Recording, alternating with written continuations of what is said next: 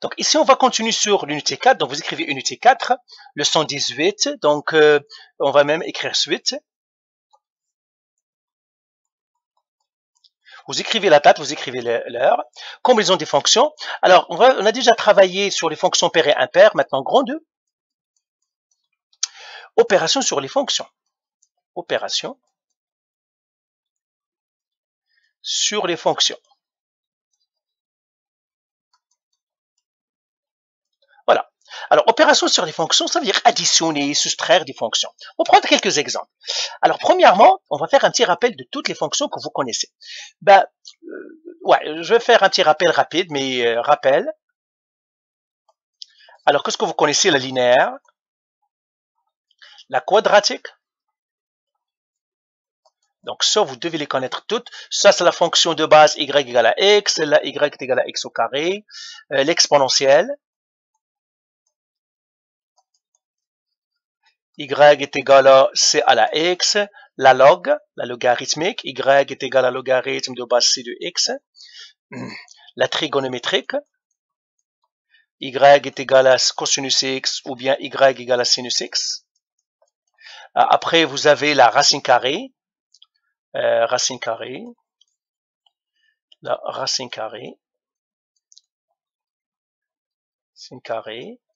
la fonction de base, c'est y est égal à racine carrée de x, l'inverse, y est égal à 1 sur x, etc. Ce sont des fonctions de base que vous connaissez.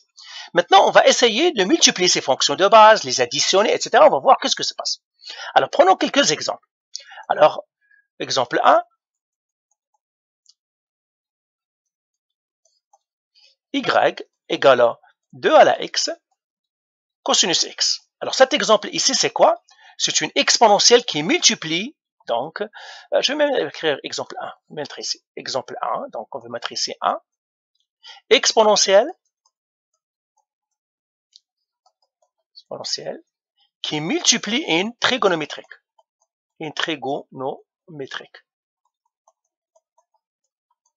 Alors, un exemple, y est égal à 2 à la x qui multiplie cosinus x.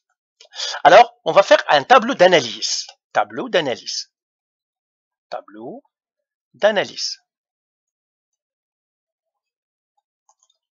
Alors, un tableau d'analyse, voilà, donc je vais vous faire un tableau. Alors, je ne fais pas le faire pour toutes les fonctions, mais je vous donnerai le tableau que vous devez faire à chaque fois. Tableau d'analyse, comme ça, et comme ça. Ici, c'est caractéristique. Le triangle. Caractéristique.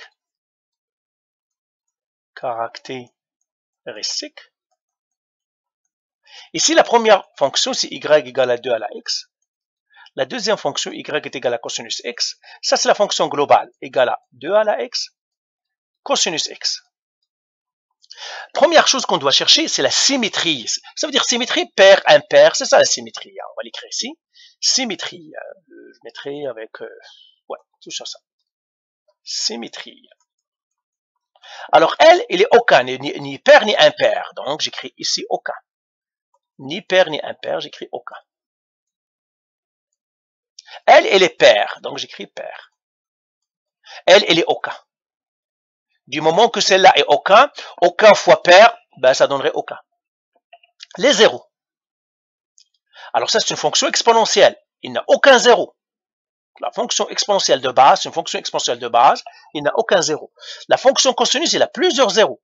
Alors quels sont ces zéros? C'est plus ou moins pi sur 2, plus ou moins 3 pi sur 2, plus ou moins 5 pi sur 2, etc. Je vous ai dit de les connaître par cœur, ces zéros-là, parce qu'on en aura besoin. Minimum. Je commencerai par maximum. Maximum. Aucun. Il n'a aucun maximum, elle.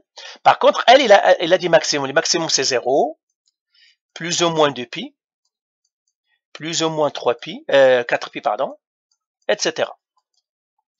Minimum. Alors, le minimum ici, c'est aucun aussi, il n'a pas de minimum. Et puis, le minimum ici, il y en a. Il y a plus ou moins pi, plus ou moins 3 pi, plus ou moins 5pi, etc. Là, vous voyez, les maximums, c'est les pairs et les minimums, c'est les impairs. Après, asymptote. Asymptote. Elle, il a une asymptote, y est égal à 0. Elle, on n'en a pas. Elle, aucune asymptote. Alors là, bien sûr, les zéros. Alors les zéros, ici, ça va être les zéros de cosinus. Si l'autre a aussi des zéros, on va les ajouter, mais on a les zéros plus ou moins pi sur 2.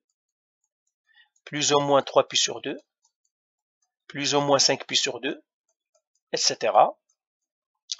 Les maximums, ça aussi est déjà 0, plus ou moins 2pi, plus ou moins 4pi, plus ou moins 6pi, etc. Donc je mettrai etc.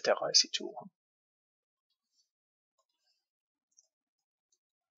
Les minimums, plus ou moins pi, plus ou moins 3pi, plus ou moins 5pi, etc. Là aussi, c'est etc. Il y en a plusieurs. Asymptote, il n'a pas. Elle, il a une asymptote y égale 0. Comportement à l'infini. Comportement à l'infini. Comment il se comporte quand le x est très grand, ou bien négativement ou positivement. X très grand en valeur, soit dans la droite ou la gauche. Alors quand x tend vers moins l'infini, y tend vers 0. Celle-là, il suffit de tester. Prenez par exemple x est égal à moins 1000, ou bien moins 10 000, ou bien moins 100 000. Quand x tend vers plus l'infini, y tend vers plus l'infini ici. Alors ici, le comportement à l'infini, aucun. Il n'y a aucun comportement à l'infini, parce qu'il est entre moins 1 et 1. Il est entre moins 1 et 1. Et on va voir ce moins 1 et 1, qu'est-ce que ça veut dire ça. Après, ici, comportement à l'infini, même chose ici, quand x tend vers moins l'infini, y tend vers 0, mais quand x tend vers plus l'infini, c'est aucun. Pourquoi? Parce que 0 multiplié par n'importe quoi, ça donne 0, mais lui, parce que c'est l'infini, c'est aucun. Maintenant, on doit représenter le graphique. Comment on va représenter ça? Alors, regardez comment on va faire une esquisse. On ne va pas le représenter d'une manière précise, c'est une esquisse. Donc, on va faire esquisse de y est égal à 2 à la x cosinus x. Alors, première chose, je dois représenter le y est égal à 2 à la x. Je m'appellerai ya. OK? C'est celle-là que je dois esquisser en premier. Le cosinus x, lui, parce qu'il va et vient, on le laisse. Alors, comment je vais l'esquisser? Donc, bien sûr, vous devez savoir esquisser une fonction exponentielle. Donc, ça, on est à l'unité 4, donc vous êtes supposé savoir bien faire ça. Et puis, alors, la fonction exponentielle passe ici, ça c'est 1. Et je sais que la fonction exponentielle, il est quelque chose comme ça. C'est une asymptote, il est comme ça. Et il va toucher le A, il va partir. Mais puisque c'est un cosinus, et on a dit cosinus c'est entre plus 1 et moins 1, eh bien, on doit représenter aussi, donc on représente celle-là, et on représente aussi y. Donc on représente y est égal à 2 à la x, et on représente y aussi est égal à moins 2 à la x. Donc on représente plus ou moins 2 à la x. Pourquoi? Parce que le cosinus x, quand on multiplie, il est entre moins 1 et 1. Puisque le entre moins 1 et 1, c'est comme j'en ai ici, plus ou moins. Donc je dois représenter celle qui est du plus et celle qui est du moins. Donc je vais représenter celle avec le plus et le moins. Et le moins, tout simplement, ça va être l'opposé ici. Hein. Il n'y a rien à faire. Ça, c'est 1. Donc l'autre, ça va être moins 1. Ça, c'est 1, ça, c'est moins 1. On va le mettre la même chose ici, mais dans le sens. C'est une réflexion par rapport à l'axe des x. Comme ça. Et maintenant, ma fonction cosinus. Cosinus commence toujours à 0, il commence par 1, par le maximum. Eh bien, ça va être quelque chose comme ça. Voilà, il va toujours toucher le maximum. Son amplitude va changer avec l'exponentielle. Et vous voyez, il va partir en grandissant. Voilà, en grandissant. Il va partir en grandissant. De l'autre côté aussi. De l'autre côté, il va faire comme ça. Mais cette fois-ci, il va partir en rapetissant. Pourquoi? Parce qu'il a une asymptote, il va devenir s'approcher jusqu'à ça va devenir 0, hein, comme ça.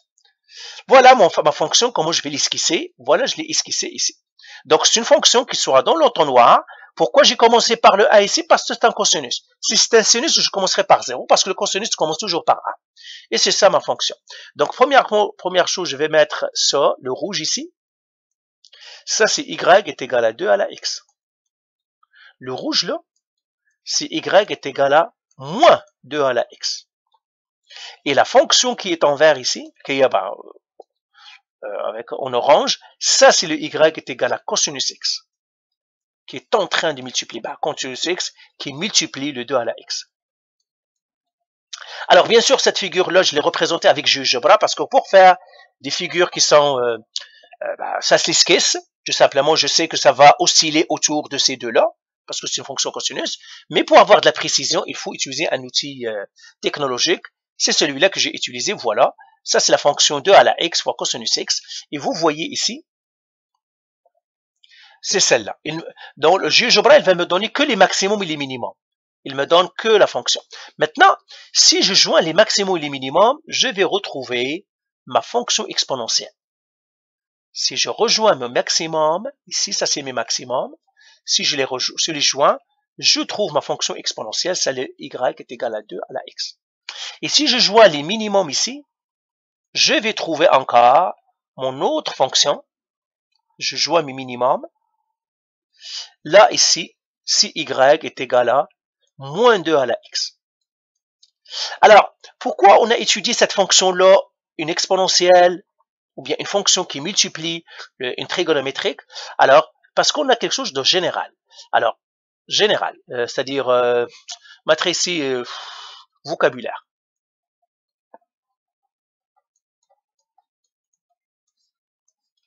Si j'ai une fonction, n'importe, par exemple, j'ai 2 à la x, qui multiplie une fonction cosinus, une fonction trigonométrique, celle-là c'est trigonométrique, chronométrique, alors on l'appelle la porteuse. La porteuse. On l'appelle une fonction porteuse, pourquoi? Parce que c'est elle qui porte l'exponentielle. Vous voyez, elle les porte dans ses maximums.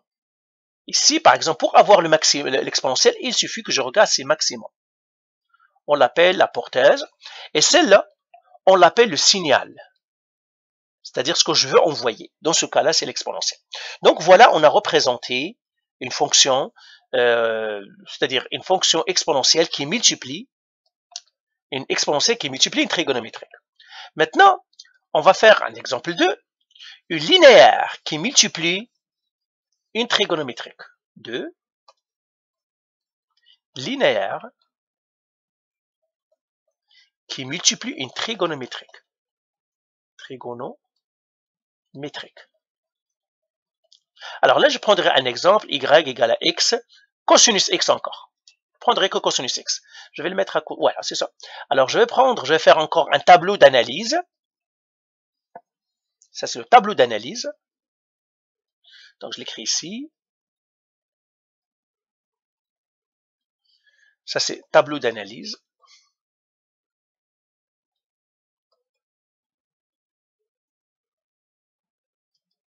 Ça, c'est caractéristique.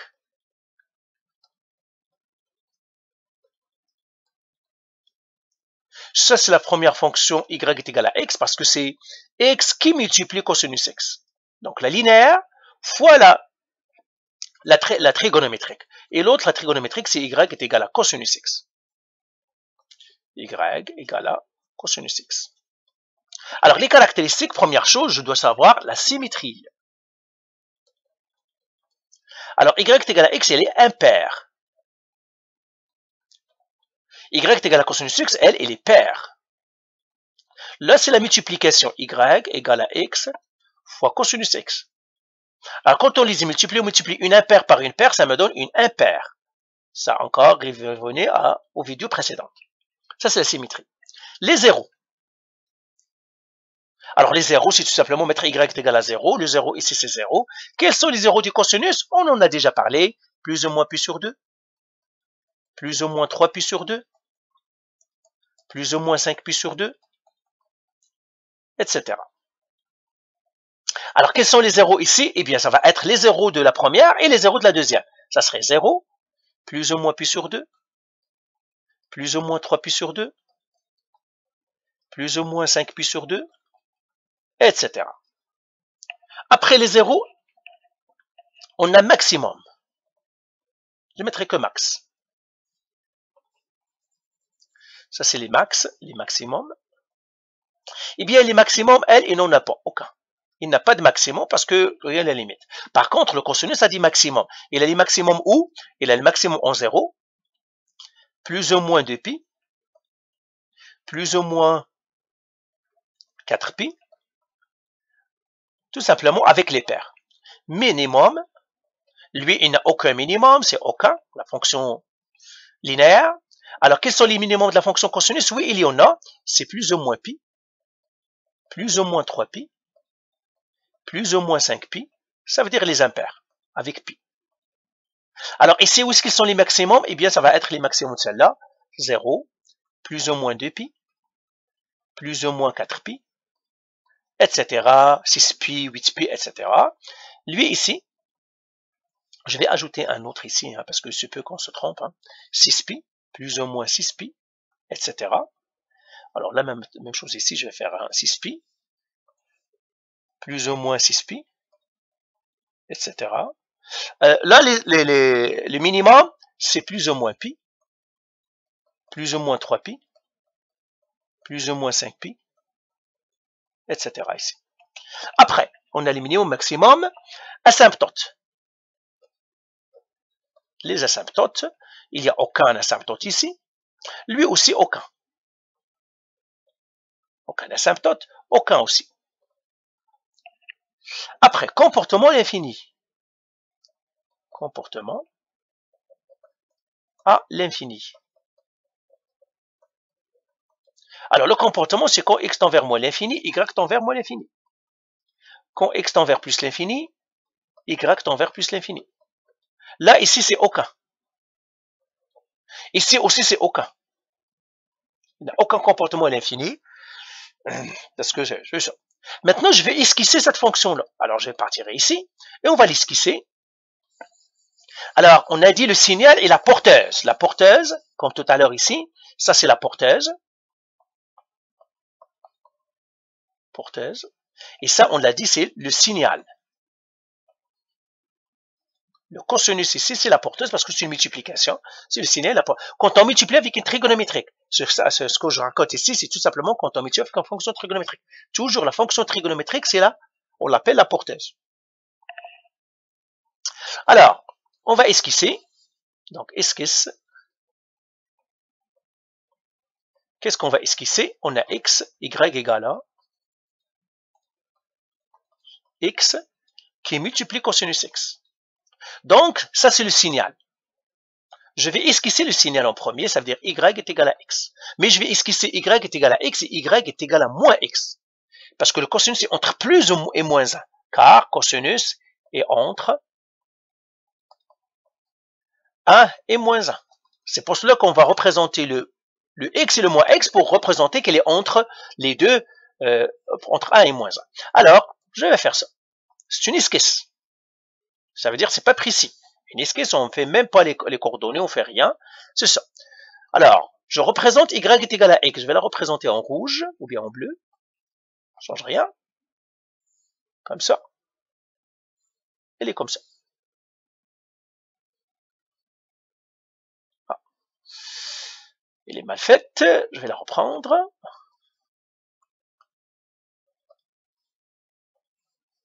Voilà.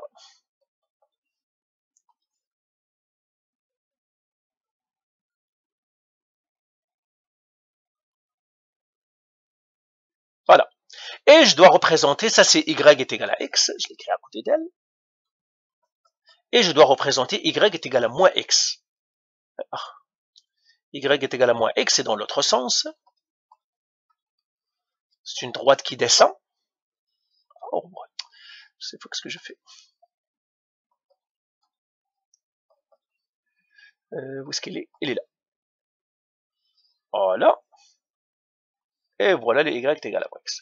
Et là, qu'est-ce qu'il va commencer où? Eh bien, il est forcé de commencer par 0. Et qu'est-ce que va faire ma fonction? Il va faire quelque chose comme ça. Voilà, il va osciller autour de cette fonction-là. Il va osciller, même chose ici, et il va osciller autour de ça aussi. C'est une fonction qui va osciller autour, entre les deux fonctions-là. Donc voilà, on a représenté une fonction qui se multiplie. Là aussi, celle-là, bien sûr, pour avoir de la précision, on doit utiliser un outil technologique. J'ai utilisé GeoGebra, là voilà la fonction. Vous voyez?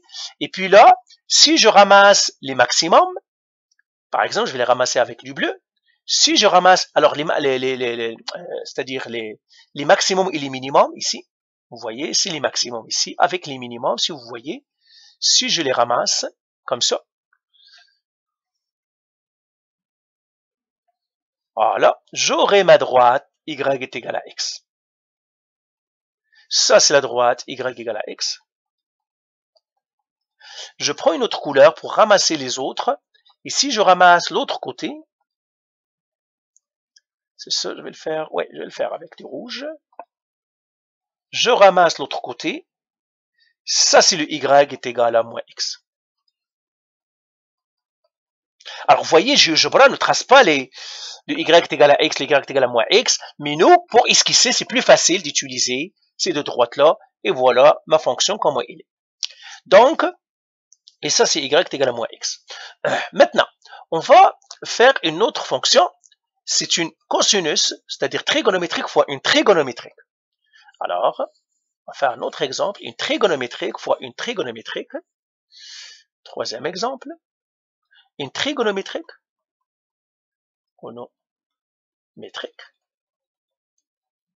trigonométrique, fois une trigonométrique,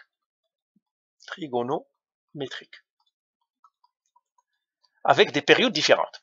Alors, l'exemple que je vais prendre ici, c'est y est égal à cosinus de pi x fois cosinus 50 pi x. Alors, moi, j'ai pris tout simplement cosinus, mais vous pouvez prendre le sinus, ça ne change rien, c'est une fonction trigonométrique et c'est tout simplement pour être consistant en exercice. Alors là, dans le tableau d'analyse, parce que je ne veux pas avoir une vidéo trop longue, je ne vais pas faire l'analyse de toutes, je vais prendre tout simplement la période.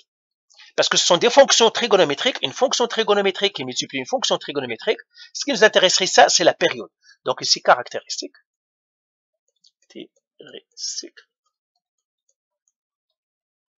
Alors, ça c'est y, la première trigonométrie, cosinus de pi x. Et celle-là, c'est y est égal à cosinus 50 pi x. Et celle-là, c'est la multiplication y égale à cosinus de pi x qui multiplie cosinus 50 pi x. Voilà. Moi, je m'intéresserai tout simplement ici à la période. La période de chacune. Alors, vous vous souvenez que la période P, elle est égale à 2pi sur K. Alors, ici, K égale à quoi? Est égal à 2pi. Pourquoi? Parce que c'est 2pi qui multiplie le x. Alors, la période ici, ça va être 2pi qui divise 2pi. Et la période ici, ça serait 1. Disons une seconde, par exemple. Ici, le K, il est égal à quoi? À 50 pi. Parce que c'est 50 pi qui multiplie le x. Ça, c'est un x.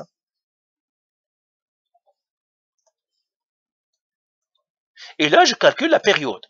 La période est égale à 50 pi qui doit diviser 2pi. Et la période ici, ça va être 25. OK? Alors, maintenant, la période ici, eh bien, la période ici, c'est 25. Période ici est égale à 25.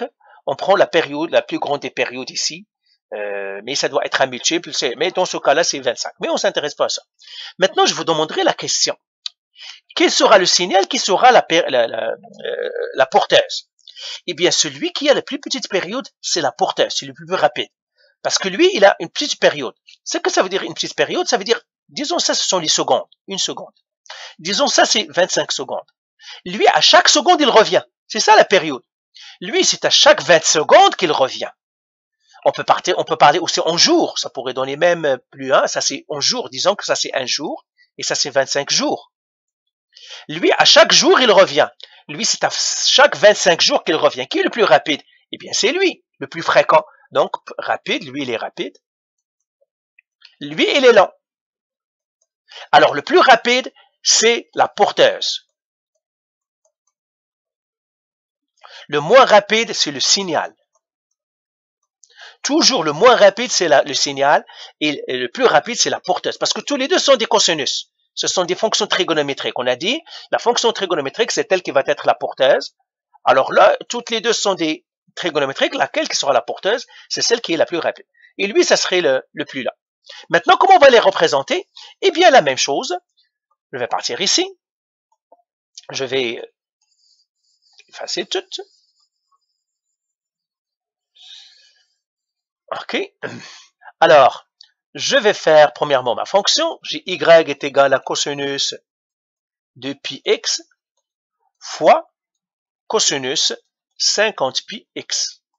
Alors, quel est le signal? C'est celle qui est la plus lente. Et la plus lente, on vient de le dire, qui est la plus lente, c'est celle qui a la plus grande période, ça veut dire le 50 pi x. Donc, la plus lente. Donc, c'est ça, le y est égal à cosinus 50 pi x. Ça, c'est le signal. Et c'est lui qu'on doit représenter. Donc, je dois représenter ça et je dois représenter y est égal à moins cosinus 50 pi x. Alors, quelle est la période ici? La période, c'était 25. La période est 25. Alors, bien sûr, vous savez, on doit faire la période sur 4 pour représenter une fonction trigonométrique, etc. Mais moi, je vais faire tout simplement une esquisse, donc je ne vais pas vraiment donner beaucoup de détails. Je vais faire qu'une esquisse. Alors, 25 divise 4, c'est 6, donc je vais faire des bonds de 6,125. Donc ça c'est, voilà.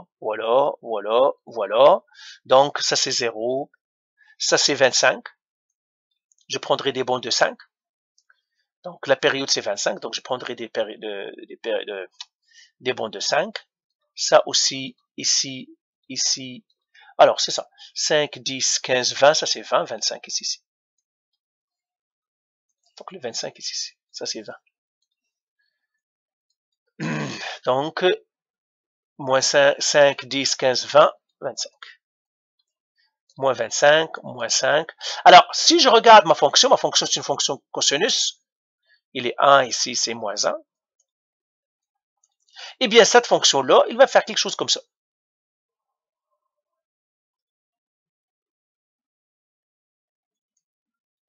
Et il va venir la même chose de ce côté-là. Il va faire quelque chose comme ça.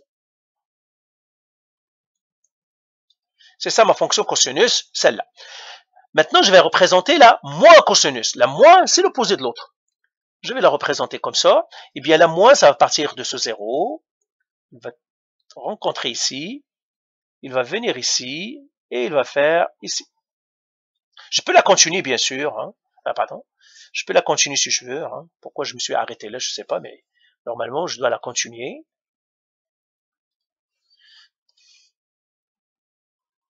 Etc. Même chose ici, de ce côté-là. Il va partir. Passer ici. Le maximum. Il va continuer. Elle aussi ici. Il doit continuer. Comme ça. Vous voyez la formée des ventres. On a déjà parlé des ventres en physique. Quand on a quand on a parlé un petit peu des ondes stationnaires. Donc, on a parlé des ventres. Alors, ma fonction maintenant, comment il va être? Il va être à l'intérieur de ces ventres.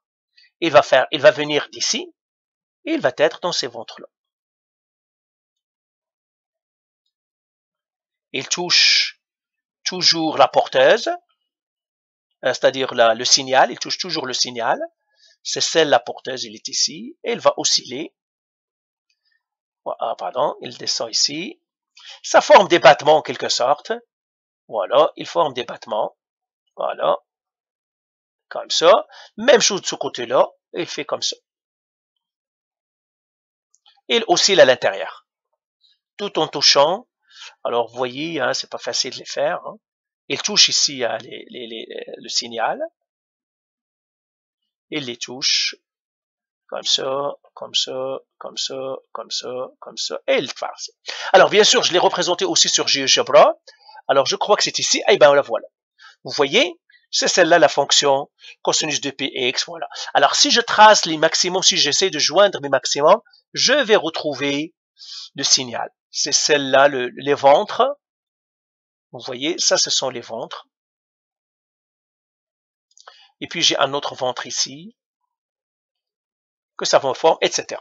Et puis, la fonction au milieu, elle oscille. Hein. Voilà. Donc ça, c'est la fonction, et vous voyez les ventres. Ça, c'est un ventre ici. Vous voyez les ventres, et c'est comme ça. Donc ça, c'est comment, pour les fonctions trigonométriques, comment on multiplie une fonction trigonométrique par une autre trigonométrique. Alors, maintenant, on va faire une linéaire plus. Maintenant, on a fait la multiplication. Alors, bien sûr, on peut faire la multiplication de n'importe quelle fonction. Moi, ici, j'ai fait les trigonométriques, mais on pourrait faire ce qu'on veut. Alors, 4. Je vais faire ici une linéaire plus une trigonométrique. Une trigonométrique. Alors, une linéaire plus une trigonométrique, disons, moi, je vais prendre y égale à 0.1x plus cosinus x. Alors là, je dois faire encore un tableau le tableau d'analyse. Je vais le faire ici.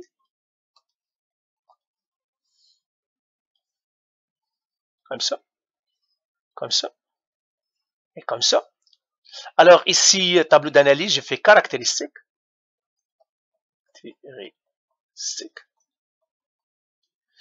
Ici, qu'est-ce que je dois faire? Je dois faire la première fonction. Y est égal à 0,10x. Et l'autre ici, c'est cosinus x. Ici, c'est y est égal à 0,10x plus cosinus x. Alors là, ça change un peu. Là, parce que c'est un plus, c'est pas un fois. Donc, c'est pour cela que même dans le P de masse, on sépare. Dans le P de masse, on a la multiplication et la division et l'addition et soustraction sont complètement différents. Addition et multiplication sont frères et sœurs, addition et soustraction sont frères et sœurs, mais c'est complètement différent. C'est pour cela que maintenant, c'est complètement différent ce qu'on va trouver. On va voir que ce n'est pas aussi facile qu'avec la multiplication, mais quand même. Alors là, symétrie. Alors là, c'est impair, c'est une fonction impaire. Là, le cosinus, c'est une fonction paire. Alors là, j'écris y est égal à cosinus x, bien sûr. Elle, ici, j'ai une impaire plus une paire. Eh bien, c'est aucun. Ni l'un ni l'autre. J'ai les zéros.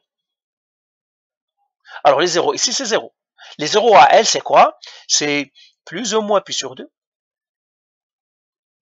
Plus ou moins 3 pi sur 2. Plus ou moins 5 pi sur 2, etc. Mais ici, pour trouver le 0, c'est pas facile. Donc ici, ce n'est pas facile, on ne peut pas prendre cela et cela, donc il faut faire ici, dépasse la portée du cours. Généralement, les zéros, on les cherche par graphique.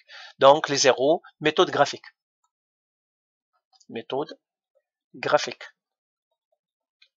On ne peut pas les trouver, c'est pas zéro, c'est pas comme la multiplication là. Hein. Donc les zéros sont pas faciles à trouver. Les maximums. Les max, lui, il n'a aucun max, donc aucun, parce que c'est une fonction linéaire. Elle, il en a. Ses maximum, c'est quoi? C'est 0, plus ou moins 2pi, plus ou moins 4pi, plus ou moins 6pi, etc. Alors, les maximums aussi, c'est la même chose, c'est 0, plus ou moins 2pi, plus ou moins 4pi, plus ou moins 6pi, etc. Les minimums, lui, il en a aucun. Lui, ici, il en a plus ou moins pi, plus ou moins 3pi, plus ou moins 5pi, etc. Alors, les minimums aussi, c'est la même chose, plus ou moins pi, plus ou moins 3pi, plus ou moins 5pi, etc. Maintenant, asymptote. Asymptote. En fait, c'est une fonction linéaire, c'est sa propre asymptote, c'est y égale à 0,10x. Une fonction linéaire, c'est sa propre asymptote, parce que c'est la droite où il s'approche, c'est sa propre asymptote, mais pour celle-là, aucun. Ici, c'est aucun. Parce qu'on va l'additionner, c'est aucune asymptote. Donc, à l'infini, ouais, ok. Terme de, oui, l'asymptote ici, c'est lui, hein, parce que c'est, oui, l'asymptote ici, c'est la même ici. C'est y égale à 0,10x, parce qu'à l'infini, le cosinus va être négligeable, donc on aura cette asymptote-là. Après, comportement à l'infini. Comportement à l'infini. Alors, comportement à l'infini, quand x tend vers moins l'infini, y tend vers moins l'infini. Quand x tend vers plus l'infini, y tend vers plus l'infini. Alors ici, une fonction linéaire, c'est-à-dire une linéaire et l'asymptote d'elle-même. D'accord? Une fonction linéaire admet une asymptote, je vais revenir ici pour que vous sachiez. Hein. Une linéaire a sa propre asymptote. C'est la seule qui a sa propre asymptote, c'est linéaire. Comportement à l'infini pour le cosinus, aucun. Comportement à l'infini ici, eh bien quand x tend vers moins l'infini, y tend vers moins l'infini. Quand x tend vers plus l'infini, y tend vers plus l'infini. En fait, ici, on dit que cosinus est négligeable. Et négligeable. Ben, c'est pas la peine que je vous alourdis avec des choses d'autres, c'est tout. Alors, maintenant, comment on va esquisser le graphique? Eh bien, on esquisse les graphiques, alors on va le faire ici encore. Je vais effacer tout ça. Je vais esquisser le graphique. Mais en fait, le graphique ici, on va voir que c'est pas mal facile à tracer. C'est 0,10x plus cosinus x. Je vais leur changer de place. J'écris y est égal à cosinus x plus 0,1x.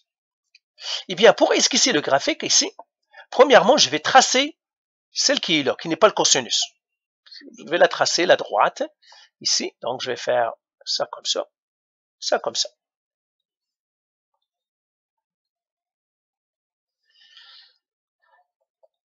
Comme ça. Alors, je vais la tracer, c'est une droite inclinée qui est comme ça.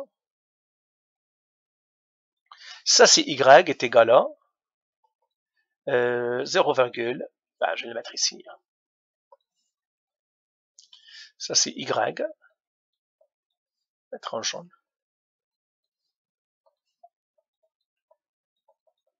Virgule 10x. Alors, comment on va l'esquisser? En fait, celle-là, c'est comme le c. Vous vous souvenez, le y est égal à a cosinus k x moins d plus c. Eh bien, celui-là, c'est comme le c. Et le c, on a dit, c'est la moyenne. C, c'est la moyenne. C'est autour de quoi le cosinus tourne? Eh bien, c'est à peu près la même chose ici. Si je veux tracer ma cosinus, eh bien, mon cosinus, il va commencer ici, il va tourner autour de cette droite-là. Et la même chose ici. Il va tourner autour de cette droite-là. Voilà, il oscille autour. Alors, celle-là, bien sûr, elle aussi, on l'a faite avec GeoGebra. Et voilà, pas celle-là. Non, pas celle-là. Elle est là. La voilà. Vous voyez, il tourne autour de la droite. Et si je fais c'est-à-dire la droite qui est au centre, ici, voilà, je joins les centres de ma fonction. Alors, attendez. Voilà, si je joins les centres de mon cosinus, vous voyez que la fonction tourne autour de cette droite-là. Et la droite rouge ici, celle-là, c'est y est égal à 0,10x plus cosinus x. Ah, pardon. Non. C'est y égal à 0,1x. C'est la linéaire. Voilà. Alors, voilà comment on analyse un petit peu les fonctions, c'est-à-dire composées, on les additionne, on les soustrait ou bien on les divise. C'est pas facile. Normalement, vous devez connaître les fonctions de base, mais quand même, on a fait quelques exemples. Maintenant, je vous donnerai quelques exercices à faire. Alors, je crois que les exercices ils sont déjà écrits quelque part. Ah, pas ici. Est-ce que je les ai écrits où? Ah, je ne veux pas les réécrire. Hein. J'espère que je les ai pas effacés. Non. Alors, c'est pas dans la table 4, c'est pas dans la 5, c'est pas dans la 6, c'est pas dans la 7, c'est pas dans la 8. C'est pas dans la 9, c'est pas dans la 10, c'est pas dans la 11, c'est pas dans... Ça veut dire que je les ai effacés. Eh bien, je suis forcé de les réécrire. Alors, exercice. Alors, faites l'analyse. Voilà, petit a, première chose, petit a. Faites l'analyse. L'analyse. Alors, c'est le tableau d'analyse. Faites l'analyse des fonctions suivantes. Des fonctions suivante. Et petit b, utiliser un outil technologique,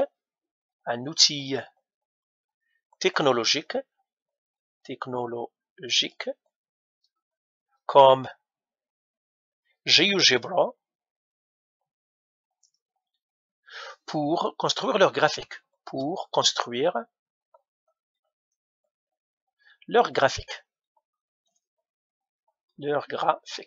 Alors, j'aimerais que vous fassiez l'analyse avec le tableau d'analyse et que vous utilisez GeoGebra pour donner pour construire les graphiques. Alors, quelles sont ces fonctions? Alors, la fonction 1.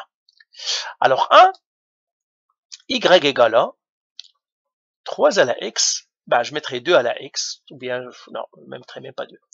1,2 à la x sinus x. 2.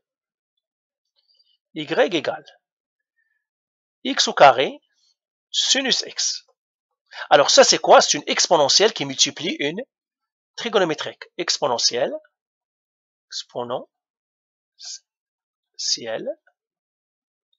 qui multiplie une trigonométrique. Une trigo. Ici, une quadratique qui multiplie une exponentielle.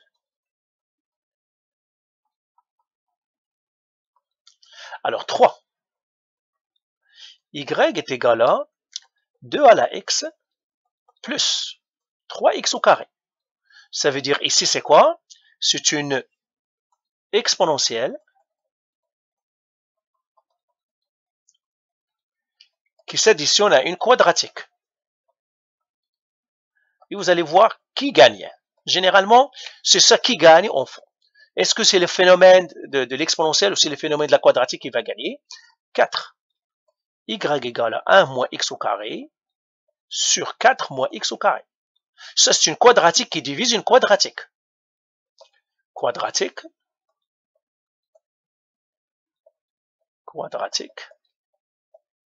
qui divise une quadratique.